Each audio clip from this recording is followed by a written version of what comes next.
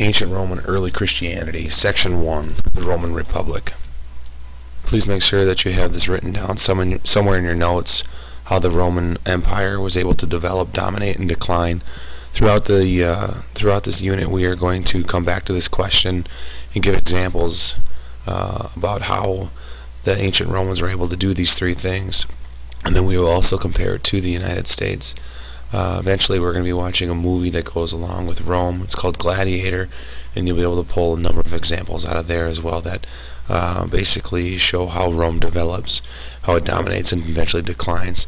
So in class, we're going to be coming up with present-day modern examples of the United States, how we have developed as a nation, dominated as a nation, and how we can compare some of the things that are happening right now to things that led to the decline of the ancient Romans.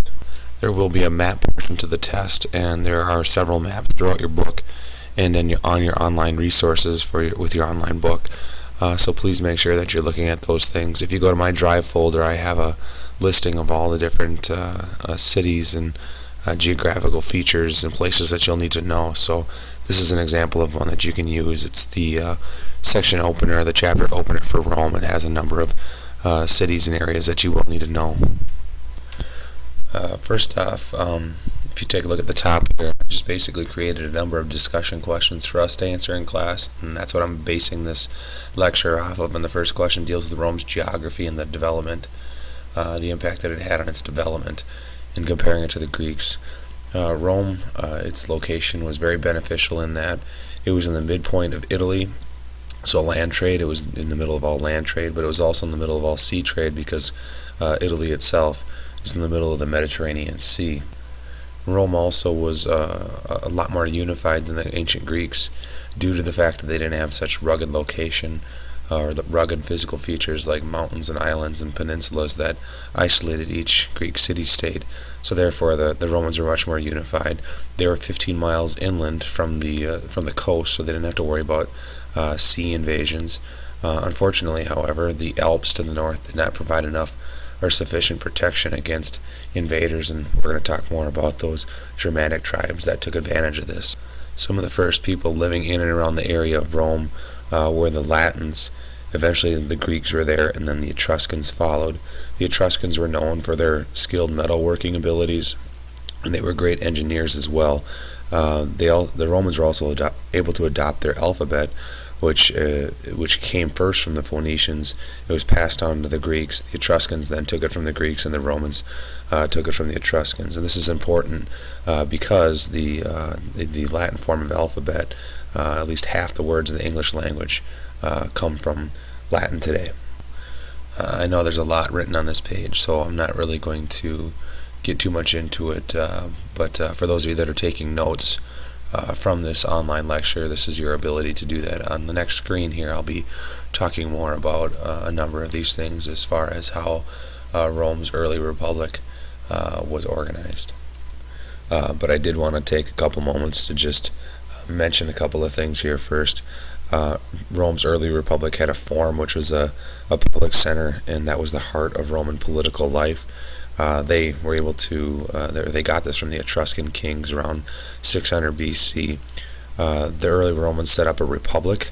Unlike a democracy, in a republic, people choose their leaders to make decisions for them. The Greeks used a direct democracy, which is basically where everybody has equal say and a right in politics. Again, however, slavery is used heavily both by the Greeks and the Romans, and only free-born male citizens were given citizenship in Rome. And I also wanted to give a little bit of background on social class before we get started with the organization of the Roman Republic. The two main groups were the patricians and the plebeians. The patricians were the individuals that stayed in power through their patronage, loyalties to other individuals who were also very wealthy landowners who had power. They oftentimes ruled the republic because they held the most important positions, and they implemented policies that enabled them to stay in power and to keep the plebeians, who were the common folk, from obtaining power, and the plebeians oftentimes were farmers and artisans and merchants who made up the vast majority of the population and struggled to gain power. And this conflict between the patricians and the plebeians became known as the conflict of the orders, and it began basically the development of individual rights for the poor and the common people. Eventually, as you will see on the next page, the plebeians were able to gain some rights from the patricians. They were allowed to form their own assembly and to elect their own representatives, and these representatives became known as the tribunes, and their main job was to protect the rights of the plebeians. In addition, another main contribution that the plebeians were able to obtain was the 12 tables. This here was basically laws that were carved into 12 tablets, and they were hung from the forum in the Roman Republic, where everybody could see them. And what it enabled them to do is, or enabled the plebeians to do, is to keep the patricians from interpreting the law to suit their own self-interest. Here's a look at a Roman government organizer, or a graphic that you can use.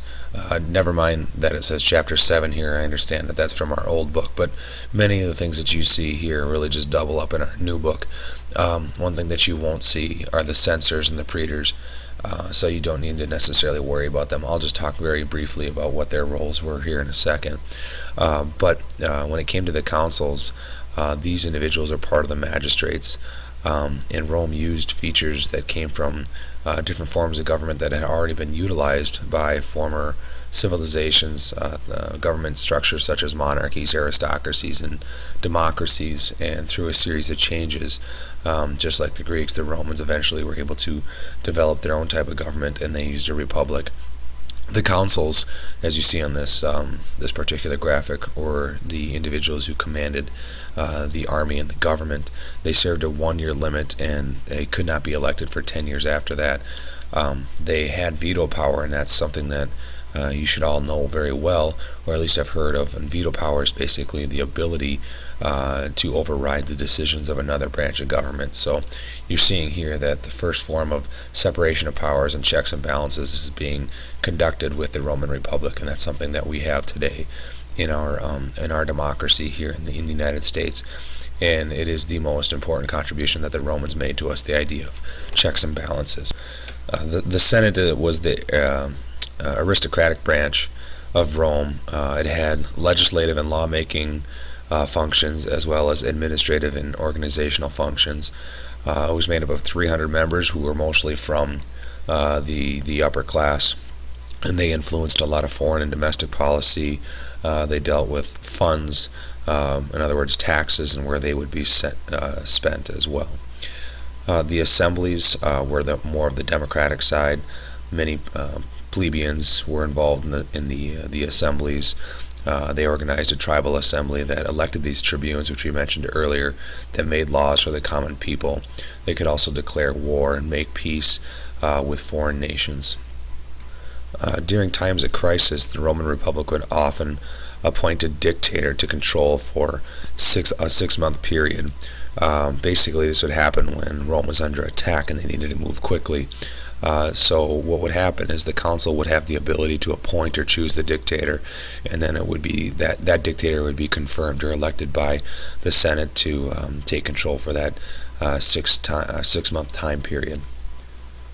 And then lastly, the censors, which we won't be talking much about. They're not in your book, but they were in charge of registering citizens according to their wealth, and they also oversaw the moral conduct of its citizens. I also wanted to take a note here, or take some time here to recognize the Roman army and their contributions. All landowners were required to serve at one time or another in their life for the Roman army. The legion was the most important military unit. It was made up of 5,000 infantrymen. They had soldiers on horseback, which was known as a cavalry, that supported the legion. And really the army became a key factor in Rome's rise and in their development period and their domination period. There is a really nice graph in your book here. I forget what page it's on, but it does compare the Republican governments of both Rome and the United States, and it goes through the three branches of government and some of our legal systems and our citizenship as well. And so this is a nice thing that you could use for examples as to how Rome was able to develop successfully, and how the United States is also able to develop and to dominate as a country early on. The next question that we have here is, how was Rome able to spread so effectively? And then to describe the results of the Punic Wars. So we're going to take some time to go through this right now. As Rome spread its power and its influence and extended its land, when it conquered people, the individuals who came under the rule of the Roman Republic early on were given a number of rights. In fact, they were given almost all their rights except for the right to vote. Most of those individuals would serve in the army. They shared citizenship with those individuals. They gave them some political power, and they did not demand a tribute or an indemnity, which is a war payment for crimes, kind of like a reparation, a punishment for causing destruction during a war. And these things were very valuable because it did not cause internal hatred for Rome as their leader. The backdrop of the Punic War was basically just a battle over who would have control of the Mediterranean Sea, and ultimately who would control trade throughout the region. Wine and olives were huge exports for the Romans, and Carthage began to interfere with that.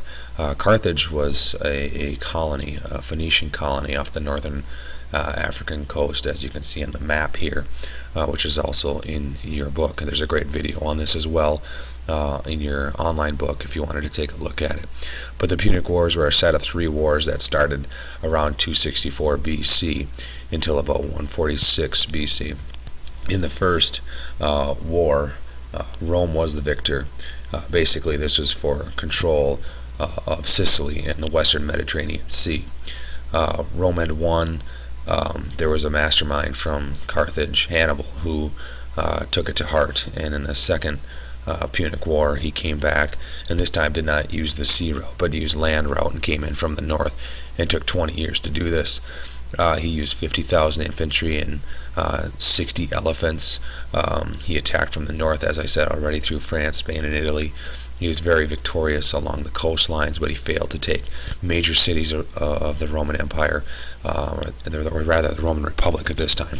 And then one of those is obviously Rome. He was unable to conquer Rome. He lost a number of men and was successful along the way, but again, he did not capture Rome. One of the main reasons the Romans were victorious in the Second Punic War is because of the work of a general known as Scipio.